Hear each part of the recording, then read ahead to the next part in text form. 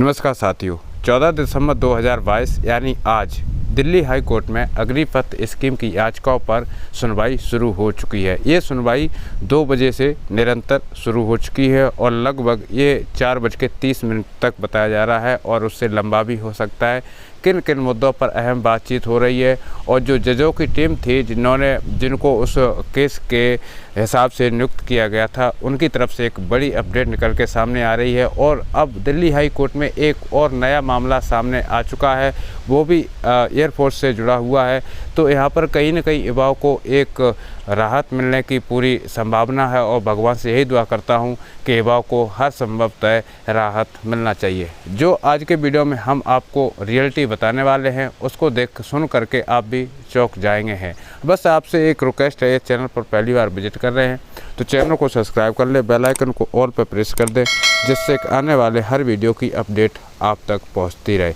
देखिए दोस्तों, सबसे अहम मुद्दा जो है एज रिलैक्सन का है और अग्निपथ योजना में जो सुधार की ज़रूरत है। जैसे कि पहले ही हमने बता चुके हैं कि जो 25% सरकार की तरफ से कोटे का अलाउंसेस किया गया है, उसमें अब दिल्ली हाई कोर्ट 75% करने जा रहा है। अगर सरकार की तरफ से क्या नोटिफिकेशन आया है वह भी जान लेते हैं। सरकार ने 2018 में जो एयरफोर्स भर्ती का SSC सिलेक्शन का जो मामला था, जिसमें रिजल्ट को लेकर के कुछ युवाओं ने हाई कोर्ट में याचिकाएँ लगाई थी, उस पर भी सुनवाई होना है।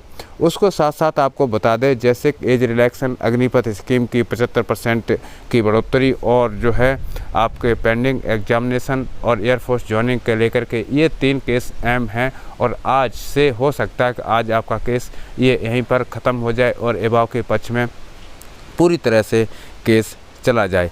आगे देखना ये होगा कि जो न्यू न्यायाधीश अभी लगने वाले हैं जनवरी से, उनके आने से पहले जितने भी केसेस हैं उन सभी पर दिल्ली हाई कोर्ट एक अहम फैसला सुना सकता है। और ये भी बताया जा रहा है कि आगे अब कोई भी तारीख नहीं दी जाएगी, क्योंकि ये जो 14 दिसंबर की तारीख दी गई थी, कुछ समय का अभाव होने के कारण और कुछ ऐसे अहम मुद्दे फंस गए थे, जैसे कि कोरोना काल में जो एज रिलैक्सन की बात थी युवाओं को लेकर के, उस पर कोई खास चर्चा नहीं हो पाई थी। इस वजह से ये एक दिन शेष करके और 14 दिसंबर की डेट जारी कर दी गई थी।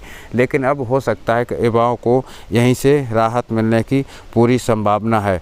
और देखना ये भी होगा कि जो एग्जामिनेशन है 2020 का पेंडिंग है, अब सरकार उसमें क्या एक्शन लेती है। 99% अभी तक जो अपडेट है, जो हमारे रविंद्र फौजी भाई हैं और भी कई कर्नल साहब हैं, एक्समैन हैं, जो इस तरह से वीडियो बना के और अपलोड करते और जानकारी देते हैं, जो इस केस में इन्वॉल्व भी हैं, जैसे कि खासकर रविंद्र फौजी भाई, वह निरंतर प्रयास कर रहे हैं। तो उनकी तरफ से अभी तक यही जानकारी है कि युवाओं के पक्ष में 101% ये केस आना ही आना है, चाहे वो खासकर आर्मी एग्ज़ाम और एयरफोर्स ज्वाइनिंग का, क्योंकि ये युवाओं का केस करना भी उचित था और उचित तरीके से इन्होंने अपनी लड़ाई लड़ी और अंत में इन्हीं की विजय होने की पूरी संभावना है।